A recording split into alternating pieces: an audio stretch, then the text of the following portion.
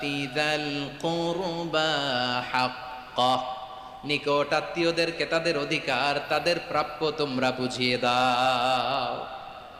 দেখেন, একটা শান্তির সমাজ, একটা সমৃদ্ধ সমাজ, একটা মানবিক সমাজ গঠনের জন্য আল্লাহ তাআলা বেশি না, মাত্র তিনটা অর্ডার, তিনটা ভার্ডিক্ট তিনি জারি করেছেন। এক নাম্বার সুশাসন, ন্যায় বিচার। দুই নাম্বার ইহসান। তিন নাম্বার নিকটাত্মীয়, যারা কাছের, তোমার ভেরি ক্লোজ রিলেশনশিপে আছে, তাদেরকে দাও।